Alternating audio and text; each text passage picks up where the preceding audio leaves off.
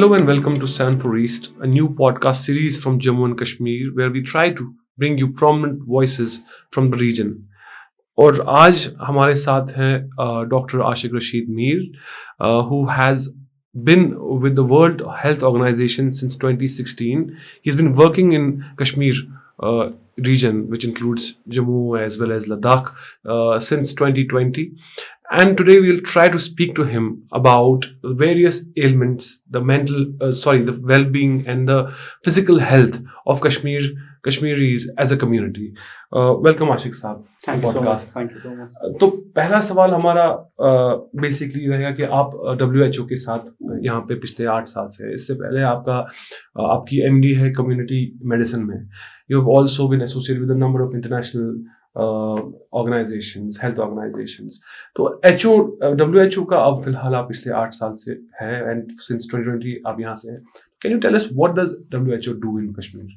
Basically जो WHO का यहाँ पे मैंडेट है, एक तो हमारा जो national public health surveillance project चल रहा है, that is to do with the vaccine preventable disease की जो सर्वेलेंस है, that includes the target to keep India polio free और मीजल्स रूबेला एलिमिनेशन का जो एक गोल है तो वो है, और जो बाकी डिजीजेज हैं डिप्थीरिया पर्टूसिस उसकी सर्वेलेंस होती है, जो डिजीज़ के जो आउटब्रेक्स होते हैं उसमें हम सपोर्ट करते हैं. दूसरे जो हमारे जो कलीग्स हैं WHO के यहाँ पे, वो एक नॉन कम्युनिकेबल डिजीज़ पे काम करते हैं और ट्यूबरक्लोसिस का जो 2030 तक का जो गोल है तो उस पे काम करते हैं. तो that is the work that we do here. Because you are, from my understanding, you are the chief surveillance officer, medical officer here. जी. तो आपका कह सकते हैं कि majority of work is essentially monitoring these life threatening diseases जो India के अंदर है, जम्मू कश्मीर के अंदर है.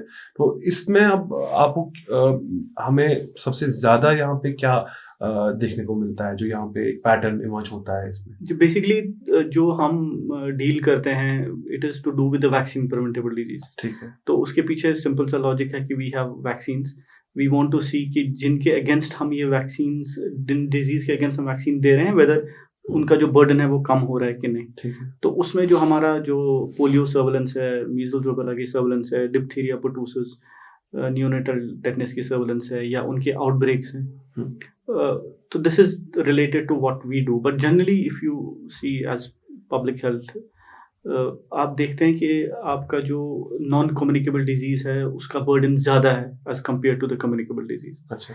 तो कम्युनिकेबल डिजीज़ में जैसे for example influenza like illnesses हैं, काफ़ी प्रेवलेंट है कश्मीर में. दिस इज जम्मू कश्मीर लद्दाख सारा बोल रहे हैं? मैं पर्टिकुलरली कश्मीर की बात कर रहा हूँ कि जो इन्फ्लुएंजा लाइक इलनेसेस हैं, ठीक है, तो वो इन्फेक्शियस डिजीज़ जो हैं वो काफ़ी ज़्यादा हैं. बट अगेन जो नॉन कम्युनिकेबल डिजीज़ हैं, जो आपके डायबिटीज़ हैं, जो आपके हाइपरटेंशन है, जो स्ट्रोक्स हो रहे हैं, उनका बर्डन ज़्यादा है. अच्छा. जम्मू कश्मीर में और रेस्ट ऑफ द कंट्री में भी as compare to the communicable disease. So जो पहले जो कम्युनिकेबल डिजीज़ था, तो अब बिकॉज ऑफ एक तो hygiene has improved over the years, the introduction of vaccines have come in, और बाकी भी हेल्थ एजुकेशन है, लोग अपना ख्याल रखते हैं, ध्यान रखते हैं. तो the shift has now taken place from the communicable disease to the non communicable disease, क्योंकि नॉन कम्युनिकेबल डिजीज़ जो हैं वो अब आपके लाइफस्टाइल पे डिपेंड करते हैं, अनहेल्दी हैबिट्स पे डिपेंड करते हैं. तो that is what the shift is across the globe, across the country and in J&K as well. Overall, because you have experience of working in Jammu and Kashmir region, काफ़ी आपको वक्त हुआ, तो how do you rate the overall health of the community essentially? And what are the major problems out there? I would say, I would put it differently. I would say rather than कि health कैसे है, I would say हमारा health seeking behavior कैसा है. अच्छा. So if you see हमारा जो health seeking behavior है, it is very different from the rest of the country. या मेजर पोर्शंस हमारे यहाँ एक आप चीज़ नोटिस करेंगे कि whenever we are not well, वो किसी भी एज ग्रुप में हो या किसी भी स्पेशलाइज्ड चीज़ के रिलेटेड हो to our health, we prefer to see a doctor. ठीक। हम कोशिश करते हैं कि अगर हमारा बच्चा बीमार है तो उसको पीडियाट्रिशियन के पास लेके जाएं, अगर अदरवाइज बीमार है तो एक फिजिशियन के पास लेके जाएं। यू मस्ट हैव सीन और नोटिस थिंग्स अराउंड यू कि लोगों का जो हेल्थ सीकिंग बिहेवियर है, it is very specific to a disease and they want to get it treated. बहुत सारी जगहों पे क्या होता है कि जो पहला कांटेक्ट होता है वो एक क्वैक भी हो सकता है या एक मेडिकल शॉप ओनर भी हो सकता है, तो ऐसे करके। बट हम थोड़ा सा उस चीज़ में हैं, हम कोशिश करते हैं कि हम एक डॉक्टर को दिखाएं और वहाँ से उसकी जो एडवाइस लें। So that is a good part we have. But then as is the case with every community, we have our myths हैं related to diet, related to health seeking behaviors, कुछ taboos हैं, तो all those things are part of how we have grown. I think मेरे को काफ़ी interesting लग रहा है, आपने कहा कि हेल्थ सीकिंग बिहेवियर की जैसे कुछ प्रॉब्लम होती है तो जल्दी रश करते हैं डॉक्टर्स। इनफैक्ट यहाँ पे अगर क्लिनिक्स में देखा जाए इतनी भीड़, I am talking as a patient as well as father of a child, यहाँ पे बहुत सारी लाइनें होती हैं। तो इसका मतलब क्या ये है कि जो अदर देन द डिजीज जब होती हैं, other than that we don't really take care of health, हमारी हैबिट्स वैसा एज अ कम्युनिटी ऐसी नहीं है कि हम लोग जी हेल्दी रहें, वो हमारा एक प्रायोरिटी नहीं है, ऐसा है क्या? I think as is the case, as I said, कि हम अब कम्युनिकेबल डिजीज से शिफ्ट होकर नॉन कम्युनिकेबल डिजीज पे हो गए हैं, और उसका जो एक डिजीज का जो स्पेक्ट्रम होता है या एक पैटर्न जो होता है वो होता है कि आपका जो एसिम्प्टोमेटिक पार्ट है एंड द सिम्प्टोमेटिक पार्ट।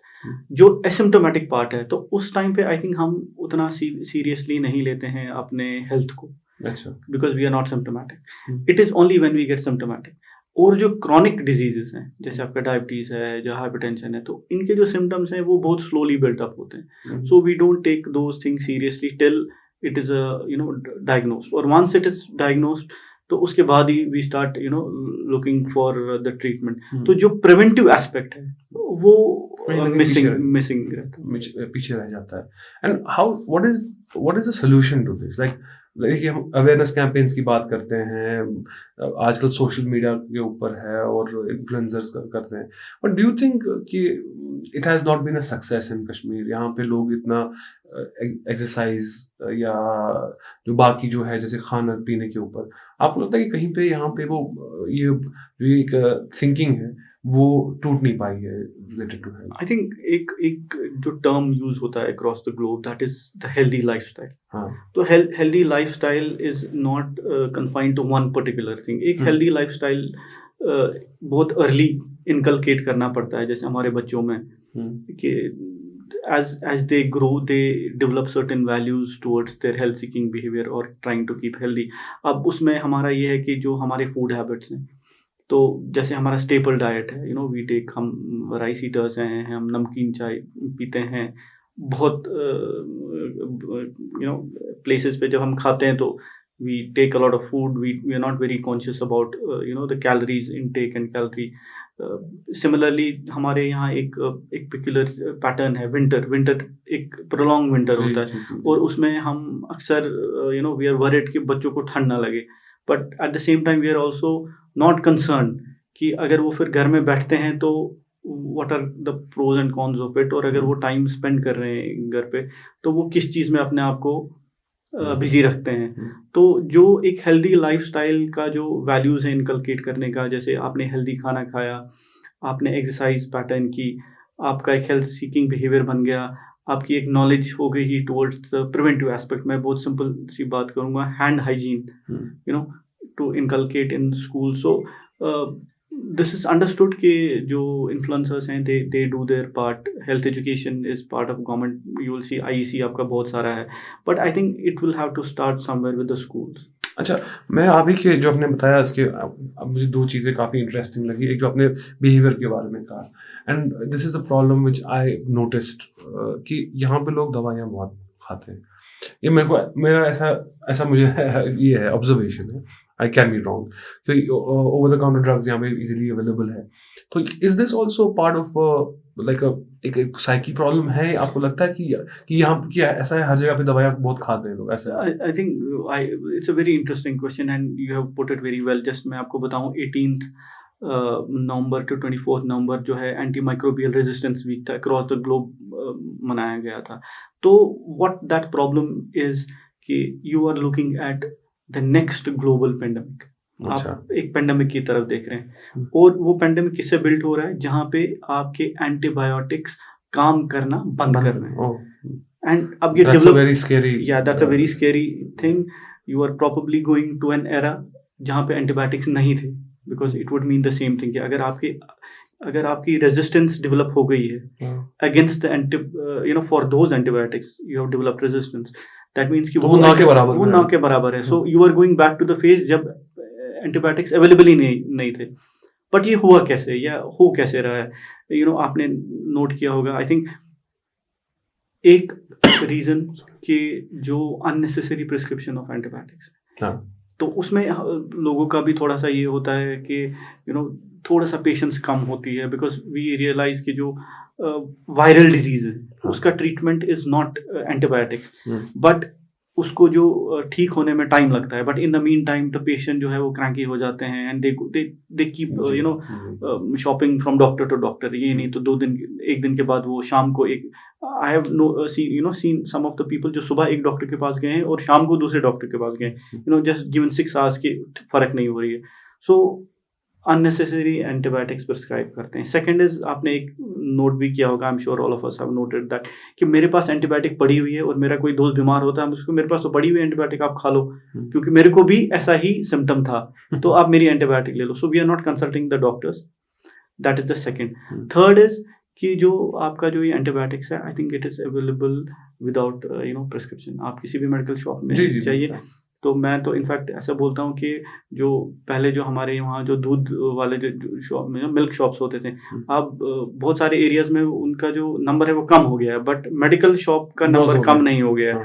आप कहीं पे भी जाइए और यू सेंड एनीबडी, आप बच्चे से लेकर बुजुर्ग तक भेजिए और कोई भी एंटीबायोटिक उनसे मांगिए, they will give it to you without checking the prescription.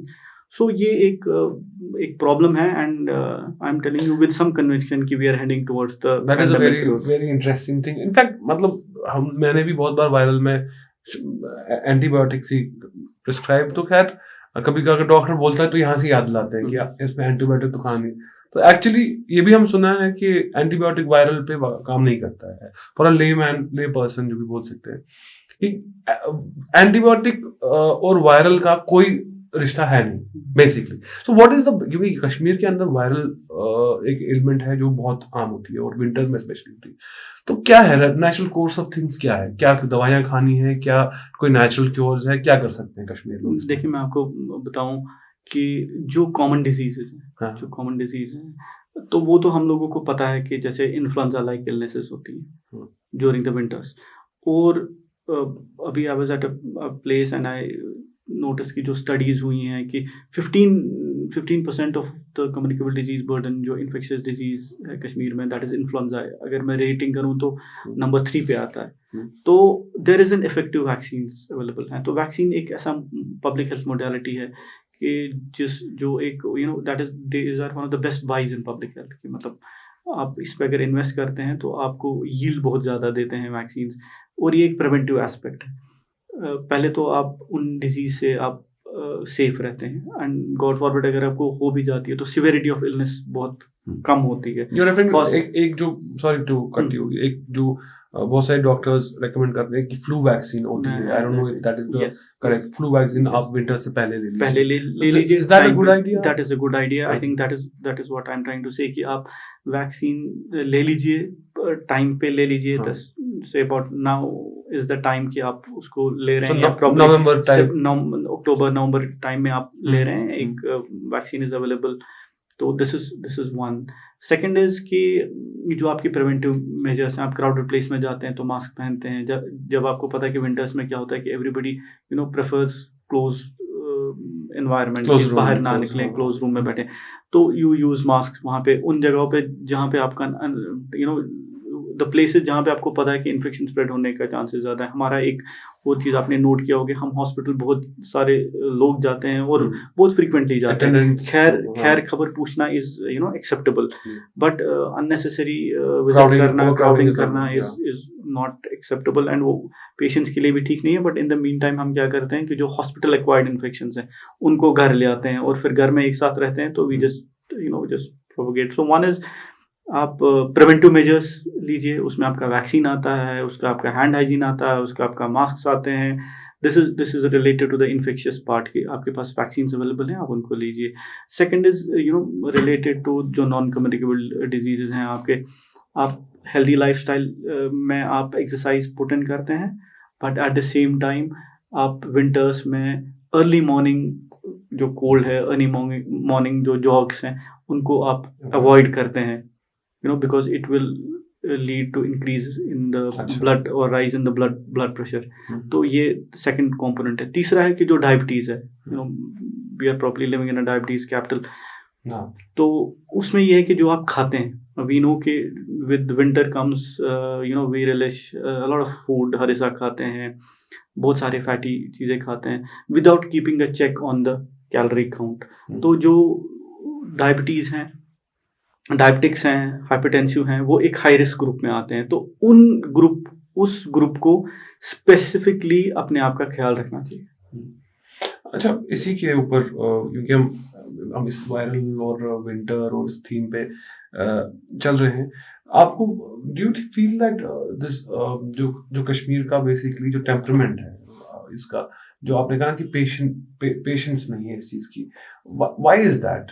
आपने क्योंकि मुझे बड़ा इंटरेस्टिंग लगा कि लोग पेशेंट एक सुबह डॉक्टर के पास जाते हैं और दूसरे शाम को दूसरे डॉक्टर के पास।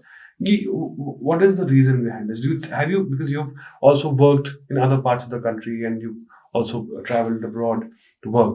तो आपको लगता है कि ऐसा कहीं पैरेलल है कहीं पे जहाँ पे लोग इतना वायरल को लेके कि जल्दी करो? I think एक चीज़ है यहाँ पे कि we have a lot of resources are available at our disposal. आप देख लीजिए कि बहुत सारी जगहों पे आपको एक्सेस नहीं है हेल्थ केयर का, स्पेशलिस्ट के लिए आपके पास एक्सेस नहीं है। But in our part of the world I think हमारे पास इजी एक्सेस है, प्राइवेट सेक्टर में भी हम इजीली जा सकते हैं। दूसरा कि जो हमारा जो एक प्राइवेट सेटअप का रहा है, अफोर्डेबल हेल्थ केयर है, it's not that expensive as compare to rest of the world. तो these are the two important factors, क्योंकि हमारे पास एक जो प्रोफेशनल्स हैं वो अवेलेबल हैं और it is not very expensive. But अगर अवेलेबल नहीं भी तो isn't there a danger of self medication? Because अब तो लोगों की तो पता है, कश्मीर में तो अब आई थिंक यहाँ पे सारे लोग ही डॉक्टर बन रहे हैं, उनको पता है कि जुकाम है तो ये खाओ, सर दर्द है तो ये खाओ वो खाओ। तो मुझे लगता है कि वो भी एक थ्रेट तो है। अगर ये प्राइवेट जो इंफ्रास्ट्रक्चर है यहाँ पे अगर नहीं होगा, then there is also a threat of self medication. Private setup is required. I think एक health system का एक important component आपका प्राइवेट हेल्थ केयर सिस्टम ही रहता है। बट इट वाज जस्ट कि जो इजीली अवेलेबल है तो चॉइसेस बहुत ज़्यादा होते हैं। Otherwise we would not at any point of time recommend कि विदाउट प्रिस्क्रिप्शन आप कोई भी एंटीबायोटिक, कोई भी दवाई। अच्छा, इसके ऊपर आपने एक और जो मुझे इंटरेस्टिंग लगा, आपने कहा कि कश्मीर के अंदर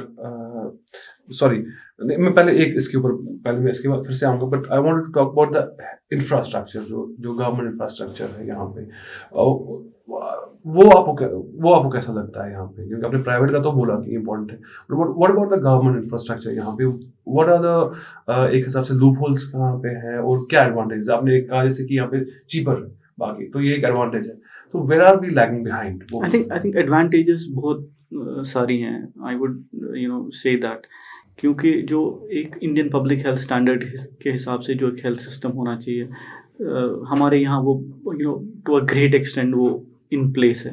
क्योंकि जो हेल्थ सिस्टम है हमारा एक सब सेंटर लेवल पे शुरू हो जाता है, which is suppose to cater the population anything between 3000 to 5000। तो वहाँ पे आपको एक ऑक्सिलरी नर्स, मिडवाइफ होती हैं या फीमेल मल्टीपर्पज हेल्थ वर्कर होती हैं which treats the normal common ailments. तो उसके बाद एक प्राइमरी हेल्थ सेंटर आता है, और एक प्राइमरी हेल्थ सेंटर के अंदर आपको 5 से 6 सब सेंटर्स आते हैं, एंड एक प्राइमरी हेल्थ सेंटर पे आपको डॉक्टर्स मिल जाते हैं। देन आपका एक कम्युनिटी हेल्थ सेंटर होता है, CHC, which caters to the population of 180,000 to 1.2 lakh population, और एक CHC के अंदर, एक ब्लॉक के अंदर 5 PHCs आते हैं। And then we have medical colleges, Jammu Kashmir में आई थिंक कश्मीर डिवीजन में ही we have 6-7 medical colleges, Jammu में वी हैव 5-7 मेडिकल कॉलेजेस। तो आई थिंक जो हेल्थ इंफ्रास्ट्रक्चर है वो काफ़ी रोबस्ट है हमारे यहाँ। and also the availability of the doctors. I think हर जगह doctors posted हैं, far flung areas में also you will see specialists posted. दूर जगहों पे gynecologists हैं, pediatricians हैं, physicians हैं. And in addition to that हमारा जो tertiary care का जो setup है, I think that is also robust. I think that is an advantage that we have. ठीक है. I wanted to मैं इस पे और बात करना चाहता हूँ, but we have a couple of themes that I want to discuss. हम में भी women's health को लेके हम come back to the public health sector. But आपने एक और बात जो उठाई बीच में जो मैं चाहता बात करना कि myths आपने कहा यहाँ पे बहुत सारे हैं कि यार खांसी है तो नमकीन चाय पी लो, या दही मत खाओ, या खांसी या गला खराब है तो शहद खाओ. तो मुझे लगता है यहाँ पे बहुत वो जो एक रैम्पेंट भी कह सकते हैं, आई don't know if rampant might be a negative word also, but कहीं पे जो ये देसी इलाज जो हम बोलते हैं चल जाता है, बट कहीं पे प्रूव हुआ कि it is very harmful also. मेरे को याद है मैंने एक बार सुना था कि किसी को कान में मेरे किसी रिलेटिव में ये था जानकार में कि कान में तो तेल डाला था, गर्म तेल, तो उससे और कॉम्प्लिकेट हो गई situation and it turn out to be became a very big infection in fact. So how in your experience do you find these जो ये एक हिसाब से myths है कह लें या theories कह लें, is it a problem in Kashmir? I think food taboos हैं और other myths हैं. I think they are part of every society. That is, I think that has got to do with the evolution. जो हम evolve हुए over the years, it has got to do with that. अब जैसे for example, एक I would not say it's a myth per se, but जैसे हम बोलते थे कि जो जब किसी की डिलीवरी होती थी तो उसको बोलते थे 40 दिन तक वो ना हिले. Scientifically then we see कि जो postpartum period होता है that is confined to 40 days. अब what my understanding is कि जो उस टाइम पे जो बेस्ट रिसोर्सेज अवेलेबल थे, तो बेस्ट हेल्थ एजुकेशन देने का उनका तरीका यही था कि आप 40 डेज तक कन्फाइन हो, बिकॉज डॉक्टर्स वहाँ पे उस टाइम पे डॉक्टर्स नहीं अवेलेबल थे. Train birth attendants they used to conduct deliveries, और ट्रेन दाइज होती थी, होम डिलीवरीज बहुत सारी होती थी. Now we have almost 100% institutional deliveries. तो ये सारे they were all part of that. बच्चे को गर्म रखिए, बीमार हो रहे. तो where I think we got deviated is कि as we progressed, तो जो ये मैसेज गया over the generations, तो they took it as as it should have been, वैसे नहीं लिया, बस उसको अपने तरीके से उसको मॉडिफाई करके अपनी कन्वीनियंस के हिसाब से बताया उसको. अब जैसे for example there is a child, he develops respiratory distress. अब उसको शाम के टाइम हो रहा है उसको. Respiratory disease is one of the commonest causes of mortality बच्चों में. ये हमारे यहाँ पे भी विंटर्स में होते हैं. अब अगर बच्चा शाम को ही इज फीलिंग डिस्ट्रेस, वो ब्रीथ नहीं कर पा रहा है, तो एक मिथ, जैसे for example just one example हम बता सकते हैं कि बोलते हैं जी बाहर बहुत ठंड है, इस वक्त इसको हॉस्पिटल मत लीजिए, इसको सुबह लीजिए, और इस वक्त क्या कीजिए, इसको गर्म तेल से मालिश कीजिए. So the idea was that you don't take child out in cold if he's healthy. And this message while getting conveyed, it got diluted कि आप बच्चों को किसी भी टाइम ठंड में बाहर मत निकालिए. But here the situation is कि वो बच्चा ही इज नॉट वेल. इसी तरह मेडिसिन लेने के लिए, वैक्सीन लेने के लिए, डॉक्टर के पास कंसल्टेशन के लिए, if doctor is asking you to come कि आप सेकंड टाइम आइए फॉर कंसल्टेशन, तो हम उसको डिले करते हैं ये बोल के कि हम जी इस टाइम पे इसको नहीं कर सकते हैं. तो सिमिलर चीज़ें हैं आपने नोटिस की होंगी. प्रेग्नेंट जो हमारी वुमन होती हैं, तो उसमें जो फूड टैबूज बहुत होते हैं कि आप ये चीज़ खा सकते हैं या ये चीज़ आप नहीं खा सकते हैं, जबकि प्रोटीन रिच डाइट जो है इट इज़ रिकमेंडेड. ठीक है, and it is scientifically proven, books लिखती हैं अक्रॉस द ग्लोब, फॉलो होता है. तो आई थिंक जो मैसेज था it was to a large extent ठीक था. It is just that how the message was perceived and then modified according to the convenience. That is where हम थोड़ा सा dilute हो गए. So yes, definitely food taboos हैं, health seeking behavior में taboos हैं, reluctance हैं, फिर myths हैं. So that is part of every society. Is it a major problem here? Do you think it's, or there is enough awareness also? आपको लगता है कि I think with time awareness has crept in, बेहतर हुआ. अच्छा, आपको लग रहा है ऐसा? जी। लेकिन मतलब अभी भी हम देखते हैं कि देसी इलाज बहुत चलता है। उसमें आपको ऐसा कुछ पर्सनली आपको ऐसा लगा है कि कोई ऐसा देसी इलाज है जो which has worked also? I don't want you to also kind of promote that, but आपको ऐसा लगा इसमें कोई आपको एक ऐसा लगा जो इसमें एक साइंटिफिक बैकिंग भी आपने फिर जो पढ़ाई की उसमें देखा? देखिए मैं आपको ये बताऊं कि गर्म पानी पीना हाँ। विंटर्स में, सो वी ऑल नो कि जब हम गर्म पानी पीते हैं तो you know if you are taking cold और गोइंग आउट इन कोल्ड, वो आपका जो if you have a common cold वो आपको एग्रीवेट जी जी जी जी कर जाता है। तो वो एक देसी और ट्रेडिशनल वे ऑफ, ठीक है। सेकंड इज कि जो हम बोलते हैं कि जब डिलीवरी होती है तो हम कोशिश करते हैं कि जो प्रेग्नेंट वुमन है जब वो during the course of pregnancy, but specially when she delivers, तो हम कोशिश करते हैं, हम उसको बोलते हैं कि जी इसको जी प्रोटीन रिच डाइट दो, जैसे हम बोलते हैं इसको मतलब Kashmiri we would say mutton खिलाओ इसको जी, बहुत सारा ज़्यादा egg mutton, so that is all part, क्योंकि वी नो कि ड्यूरिंग द ब्रेस्ट फीडिंग उसके जो कैलोरी इनटेक है वो बढ़ जाता है, प्रोटीन इनटेक भी बढ़ जाता है। तो इवन दो मतलब हम ट्रेडिशनली उसको फॉलो करते हैं, सो वो काफ़ी हेल्पफुल है man which is prone later on. जैसे मैंने शुरू में ही आपको कहा, I think the message that time many years back, जो best available health education devices होती थी उस टाइम पे कि आप कम्युनिकेट कीजिए, तो I think that is what it was, but over the course of years उसको हमने ना अपने कन्वीनियंस के हिसाब से मोल्ड कर दिया। क्योंकि we are in the topic of children and women, तो उसी को मैं थोड़ा सा, आपने कहा कि यहाँ पे जो हेल्थ इंफ्रास्ट्रक्चर है इट इज़ प्रीटी डिसेंट, यहाँ पे बुरा नहीं है, बट वी ऑफ्टन सी जो गायनी वार्ड्स है यहाँ पे ऑलवेज ओवर क्राउडेड, हर कुछ महीने में कुछ ना कुछ ऐसा एक आ जाती है कि नेग्लिजेंस है, चलिए वो भी छोड़ दीजिए, बट देयर ऑल्सो विंटर्स आते ही देयर आर स्टोरीज ऑफ जी एक प्रेग्नेंट लेडी को जी इतने घंटों चलाया बर्फ में से, इतने घंटों चलाया बारिश से, तो ये क्यों है फिर? मतलब इफ आई एम श्योर कि ये इंसिडेंट्स है, आइसोलेटेड इंसिडेंट्स होंगे and they get magnified, but this is 2024 अब, ठीक है, and there have been claims कि अब ठीक है जी यहाँ पे अब the region is seeing a lot of development of this. So why is this still happening in Kashmir, in rural areas especially? I think it is something to do with जो एक message होता है from the health department generally, तो जो बहुत सारे families होते हैं वो उसको डिफरेंटली परसीव करते हैं या लाइटली लेते हैं। जैसे फॉर एग्जांपल अभी आपने स्पेसिफिक एग्जांपल की बात की कि एक प्रेग्नेंट वुमन को जो है बहुत किलोमीटर्स तक चलना पड़ा और डिलीवरी उसकी सड़क पे हुई। I think over the years administration has put in place कि जो भी प्रेग्नेंट वुमन है नियरिंग डिलीवरी, तो उनको डिस्ट्रिक्ट हेडक्वार्टर्स पे लाया जाता है, डिस्ट्रिक्ट टाउन में लाता है और उनको वहीं पे अकोमोडेट करते हैं। और जब वो वहाँ से फिर जब उनका एक्सपेक्टेड डेट ऑफ डिलीवरी जिनका नज़दीक हो, and then they deliver it. Couple of important statistics I want to discuss इसमें। जो हमारा अंडर 5 मोर्टालिटी रेट है, that is probably in single digits. जो हमारा इन्फेंट मोर्टालिटी रेट है, that is one of the lowest in the country. जो हमारा maternal mortality rate है, that is one of the lowest in the country.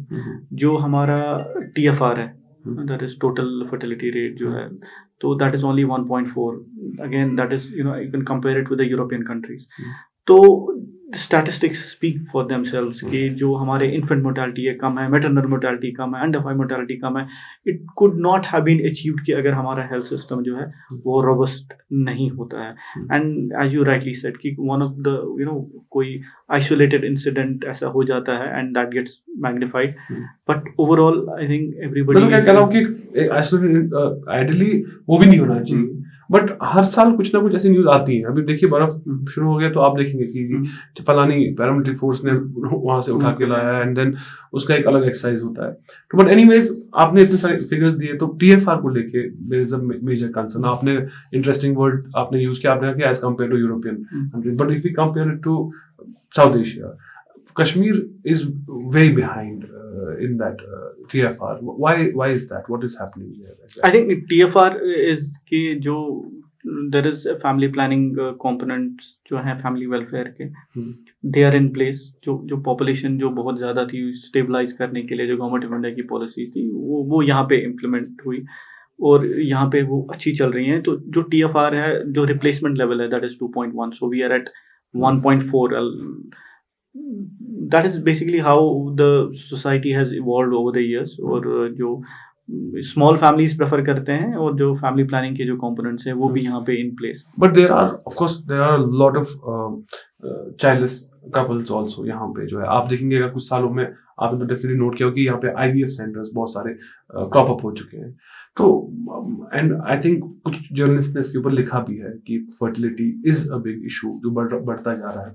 तो आपको लगता है कि ये सिर्फ फैमिली प्लानिंग से, क्योंकि पीपल है, हम अभी बता रहे थे कि यार यहाँ पे एंटीबायोटिक हर चीज में खाते हैं, तो इतने भी वो मुझे नहीं लगता है कि वो इतने फोकस्ड है ऑन द गवर्नमेंट प्लान्स कि हम ये ऐसे करेंगे. आई थिंक आपको लग रहा है कि it is beyond that family planning. I think in if you are talking about infertility per se, तो उसमें there are other factors related to the infertility. I would say पहले तो एक है कि there are late marriages happening. I think that is one big factor कि शादी late हो रही है. Second is कि because of unhealthy lifestyle, many women, they develop polycystic ovarian disease, PCOD. I think that is also to do with unhealthy lifestyle. तो polycystic ovarian disease का एक one of the important factors, it leads to infertility. So if I have to narrow it down to one of the two factors, one would be the late marriages and the second would be the polycystic ovaries. तो हमारे जो gynecologist है वो भी, I think they come on camera and they try to give as much information as they can disseminate कि why we should have marriages at the right age and then plan for the. क्योंकि अब ये शायद politically correct भी नहीं है बोलना कि जल्दी शादी करो, बिकॉज इसमें ऐसा आप एलिगेशंस लग जाती है कि जी यू कैन नॉट डिक्टेट, और आप सोसाइटी को ऐसे एक अपने इस पे नहीं लेके जा सकते हैं कि आप जल्दी शादी करें, या in extreme cases you will be termed or branded as regressive or chauvinist or whatever. But this is a real problem. मुझे लगता है कि जो मैरिजेस जो लेट हो रही हैं, तो आपके एक्सपीरियंस में यहाँ पे can you briefly tell us if there have been some extreme cases जो आपके सामने आए हैं जहाँ पे आपको लग रहा है कि नहीं, this is something that we should as a community should retrospect. I think you rightly said that कि जो infertility है काफी राइज में है हमारे पे, and as you rightly said that many journalists have written about it and many gynecologists are openly talking about it कि हम the word was late marriages. It was not कि आप early marriage कीजिए. You can marry at the right time. It is just the late marriages because we know biologically एक woman जो है she attains the menopause at the age of between 40 to 45 years. So अगर शादी ही 40 साल की as में हो रही है, then the number of years to conceive वो कम रह जाता है. So that is by simple logic that late marriages will. Second one is that polycystic ovaries, as I said. तो उसमें ये है कि obesity is a risk factor for developing polycystic ovaries. अच्छा. तो जी तो एक हिसाब से फूड हैबिट्स जो ओवर द इयर्स चेंज हुई है, जंक फूड बहुत ज्यादा आ गया, तो that can also contribute, you are saying that. Exactly. वो जो हमारी सिस्टर्स हैं, those who have polycystic ovaries, whenever they must be visiting their concerned clinician, तो वो उनको definitely advise करते होंगे कि आप अपना जो lifestyle है उसको ठीक कीजिए. But as I said at the very beginning कि preventive measures अगर आप पहले ले लेते हैं, so you will probably not land up in those situations. कि once आपको एक polycystic ovarian disease develop हो गया या syndrome develop हो गया, फिर उसके बाद you have to start go backwards. कि फिर आपको that is not preventive measure anymore, that is फिर आपका therapeutic में आ जाता है. तो the idea is कि आप अपना healthy lifestyle पहले से maintain कीजिए and there will be less of the chance. From healthy lifestyle, I want to pick up on nutrition essentially and especially children. तो nutrition wise आपको कहाँ लगता है कि हम पीछे हैं? मैं पीछे पहले ही बोलता हूँ कि पीछे, क्योंकि मुझे इतना पता है कि आगे तो डेफिनेटली नहीं है. मैं अपने आप को भी देख के बोलता हूँ कि I do not have a very healthy lifestyle. तो विद न्यूट्रिशन आपको लगता है कि हम एक बैलेंस्ड डाइट ले रहे हैं, and with regards to children specially, कि should be worry about the amount of junk food that is coming, the amount of processed food, the amount of artificial जो sweeteners है वो है. Is it a huge problem here? I think this is a huge problem across the globe. I think this is not just Kashmir specific. जो हमारे diet habits हैं, diet pattern है, बहुत as we would call it junk. हाँ। we would call it junk.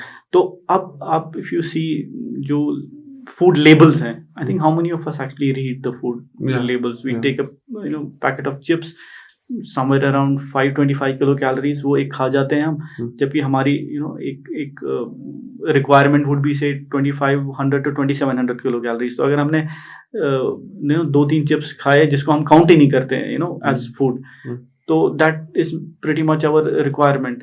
अब उसमें वो processed food है, उसमें सैचुरेटेड फैट्स हैं, सो वो बिल्टअप हो रहा है. एंड सेकेंड थिंग इज कि जो the fast food, if we would like to call it that way, तो फास्ट फूड का जो कॉन्सेप्ट है वो चेंज हो गया. इवन प्रीवियसली टाइम्स में भी fast food was here available. I think we have just not looked to develop that anymore. अब जैसे for example in our times, I think we would take the masala sort, that was also fast food, but it was not unhealthy fast food. And similarly, बाकी चीजें भी it's basically what you eat as fast food rather than what you, rather than the entire genre. अच्छा, इसके अंदर ही क्योंकि हम देखते हैं कि बहुत सारी आजकल जैसे बहुत सारे डॉक्टर्स इसके ऊपर बोल चुके हैं कि maida is not good for health या vegetable oil is not good for health. तो इसके ऊपर आप थोड़ा बता सकते हैं कि फास्ट फूड में भी what are the more dangerous, या प्रोसेस्ड या फास्ट फूड दोनों में what are the more dangerous things?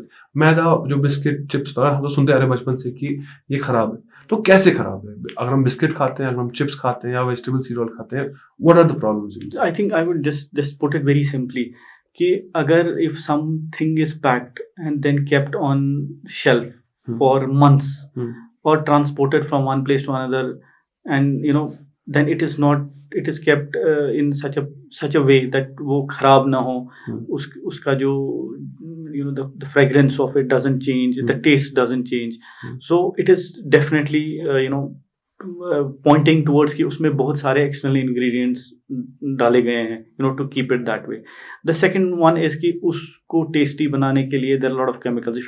I would in fact recommend कि जब भी आप कोई चीज़ पैक्ड फूड खाते हैं ना, आप जस्ट उसका जो लेबल है, because a lot of work has gone into it, कि आप जो भी मार्केट में अवेलेबल फूड है तो आप उसकी पैकेजिंग आप कीजिए, आप बता दीजिए कि उसमें कितने कैलोरीज हैं, उसमें कितने सैचुरेटेड फैट्स हैं, अनसैचुरेटेड फैट्स हैं, प्रोटीन कितना है, कार्बोहाइड्रेट कितना है, वो आप एज लेबल डालिए. सो I think if you just look at the label, you will get that why it is unhealthy, and this is one part of it.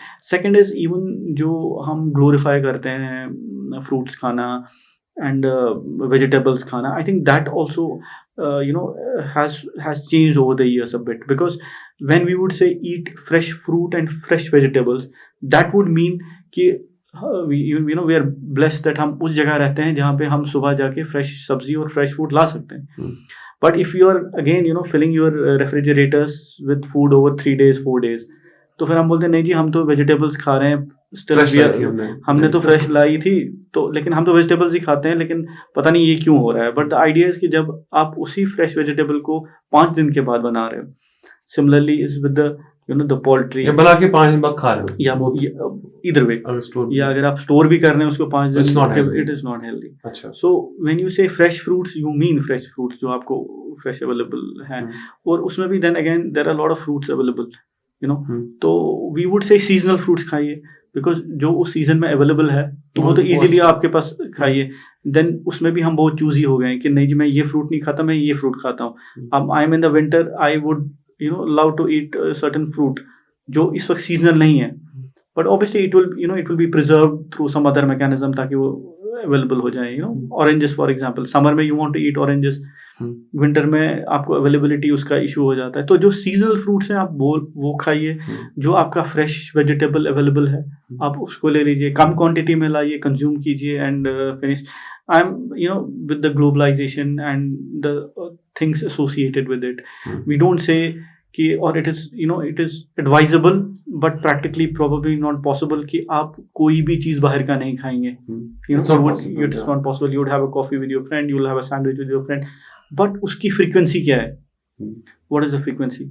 So to summarize, I would say keep a count of your calorie intake. अगर आपको 2500 to 2800 kilo calories, 2200 to 2500 kilo calories आपको चाहिए based on your body mass index, आप उसको measure कीजिए and take it accordingly. Anything excess of that is not healthy. What about vegetable जो हम oil खाते हैं? अब मैंने बहुत जगह पे पढ़ा कि वेजिटेबल ऑयल सेहत के लिए अच्छा नहीं है, तो जो हम बेसिकली सोयाबीन या ये, तो what is the best oil essentially? I think what a lot of books are writing is कि आप keep on changing the oils. The brands basically. I would not go for the brand, the oils per se. अगर आप vegetable oil एक बारी खा लेते हैं for a month, then next time you shift to olive oil, then you shift to sunflower oil and things so on and so forth. And otherwise also no, जो oil जो है it is just a liquefied fat.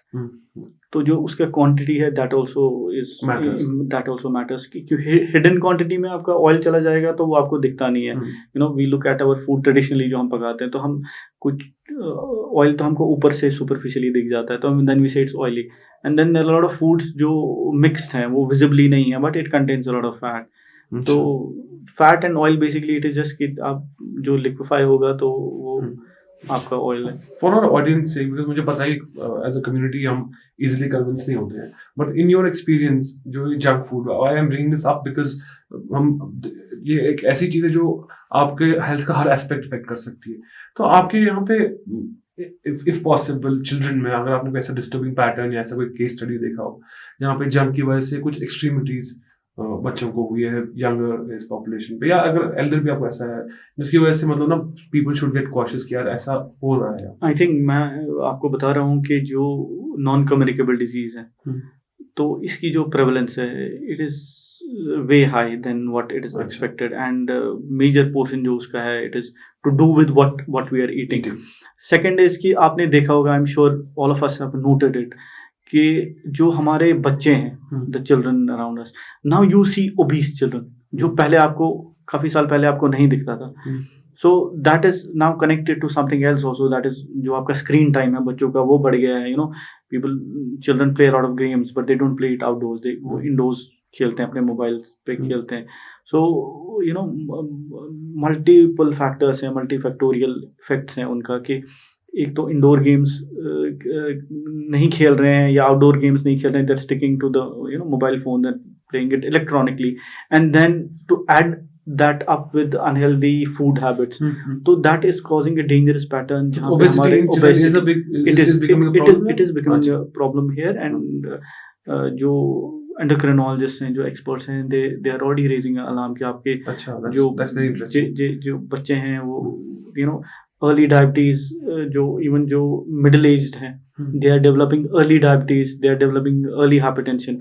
और generally जो एक notion है, मैं hypertension के बारे में आपको बताऊं तो दे से ग्लोबली आपका only 50% of the hypertensive they are aware that they are hypertensive. और उस 50%, उस only half of the people are aware कि उनको हाइपरटेंशन है. And among that half, only half of the people get treatment, and among that half, only half are adherent to that treatment. So you can imagine कि आने वाले time में जो non communicable disease है ये कितना बड़ा इशू हो जाएगा. आपने, मुझे लगता है आपने काफी very put it in a very cautious word. People should get cautious about these things. तो बट एक कॉन्ट्रोवर्शियल चीज जो क्योंकि फूड हैबिट्स के ऊपर ही हम बात कर रहे थे, तो एक आई एम श्योर कि ये एक ऐसी चीज है जिसपे जी सब लोग थोड़ा टची हो जाते हैं कि wazwan.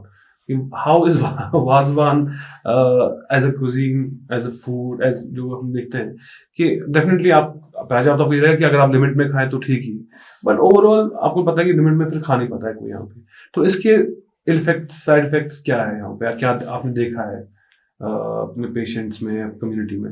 I think you said कि wazwan, what to say about wazwan, तो I would say it is very tasty and it brings a lot of malal also with it. But apart from that, it is a 10,000 kilocalorie feast. तो बहुत heavy food है, culturally acceptable है हमारे में. शादियों में या बाकी फंक्शंस में भी प्रेफर वाजवान. तो I think as I said कि आप चेरिश करते हैं wazwan once in a while, but जो हम बहुत फ्रीक्वेंटली फिर उसको खाने लगते हैं, that is a dangerous pattern. But उससे ज़्यादा what I would say about wazwan is, if I want to make it put it in a different perspective. Those who are already either high risk, already diabetic हैं, already hypertensive हैं, diagnosed हैं, दवाई खा रहे हैं diabetes के लिए, hypertension के लिए, हिस्ट्री ऑफ स्ट्रोक है उनको, उनका जो BMI है वो काफ़ी ज़्यादा है, 24 से ज़्यादा है, ओबेसिटी कैटेगरी में आते हैं, बॉर्डरलाइन जिनके वैल्यूज़ हैं, बायोकेमिकल मार्कर्स हैं, या उनका कोलेस्ट्रॉल काफ़ी हाई है, फॉर दैट जो एक हाई रिस्क ग्रुप बन जाता है, they should avoid taking wazwan. अच्छा. बिकॉज उसके क्या इफेक्ट्स रहेंगे आगे, that would be difficult to predict, because a person with borderline hypertension suddenly takes so much of salt and then he develops a high blood pressure which goes undiagnosed or that leads to stroke. So अगर आप high risk हैं तो आप इसको avoid कीजिए. अगर आप perception wise आप healthy हैं, आपको none of those comorbidities हैं, so you can relish it once in a while.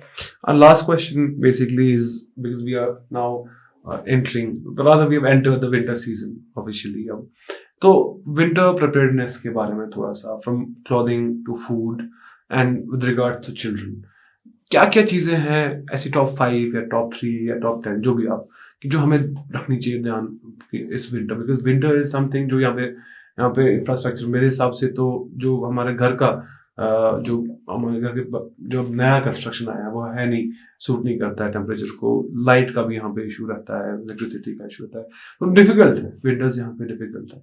तो हेल्थ वाइज हमें क्या प्रिकॉशंस लेनी चाहिए, खास करके बच्चों को and as well as women and the elderly? I think जो first and the foremost is that you have to keep yourself warm. The winter brings a lot of cold, and I happened to meet somebody at the place today. We had, so a lot of people said, I have come from this part of the country and I'm feeling cold, and I was like, doesn't matter which part of the country you come, or even if you're a local, ठंड लगेगी. So you keep yourself warm. This is one. Second, आपको पता है कि morning और evening temperature जो है वो सब जीरो होते हैं, so you avoid those times. तीसरा कि जब आप घर में जब आप होते हैं तो आपकी मोबिलिटी जो है वो बहुत कम हो जाती है. So that is where you are trying to put your children at times जब सनशाइन हो, और तब वो बाहर जाके कोई फिजिकल एक्टिविटी कर सकते हैं. सो और जो हमारे जो हाइपरटेंसिव्स होते हैं तो they should avoid the cold times, because that would aggravate और that would increase their blood pressure. तो ये 3-4 चीज़ें हैं जो डोएबल हैं. सेकंड इज जो चिल्ड्रंस हैं, जो जिसको शू हम कश्मीरी में बोलते हैं, बच्चों को होता है, इवन बड़ों को भी होता है, डिफरेंस बिटवीन जो एक्सट्रीम कोल्ड टेम्परेचर की वजह से. तो देन उसका भी सोल्यूशन बड़ा सिंपल सा है, जो ट्रेडिशनली भी हम फॉलो करते हैं. हम अपने आप को गर्म रखते हैं, कोल्ड सर्फेसिस पे नहीं चलते हैं. तो and lastly I would come down to a place के ड्यू टू कोल्ड और अदरवाइज अगर आपका कोई हेल्थ इशू आ जाता है तो you consult clinician and you take advice. Any particular foods that we should avoid throughout the winters? Any vegetables, any whatever? I think not there is no specific winter vegetables जो आपको avoid करनी चाहिए. ऐसा जो seasonal हैं you take all vegetables. और lighter note पे हरिसा हम बोलते हैं, कितने बार खा सकते हैं हम महीने में, अगर आप बोले, क्योंकि यहाँ पे हमको पता है कश्मीरी बहुत शौकीन है. I think we cannot recommend कि there are no clear guidelines आज तक कि कितनी बारी, but then you see कि जो एक caloric value है आपका, कि जो आप if you take 100 gram of harissa or 200 grams of harissa आप लेते हैं तो that should suffice. But as you rightly said कि एक बारी टेबल पे बैठ गए हम तो then we forget to keep the count कि हमने कितना खाया. So Dr. Saab, thank you for coming here and giving us all this information. I'm sure it is going to be very useful for me personally as well as our audiences, and we're hoping to get you again to talk about other issues जो भी आप देखते हैं यहाँ पे कश्मीर के अंदर. As for our audiences, this is again a request कि आपको आज का एपिसोड अगर अच्छा लगा तो please put in your comments, and if you have any questions do write to us as well. और भी यही चीज़ है कि अगर आपको और भी इंटरेस्टिंग टॉपिक्स आपको लगते हैं जिसपे आपको लगता है कि हमें बात करनी चाहिए, डोमेन एक्सपर्ट्स को बुला सकते हैं, आप प्लीज़ लिखिए, हमें लिखिए, डायरेक्टली लिखिए, and do not forget to like and subscribe all our social media platforms.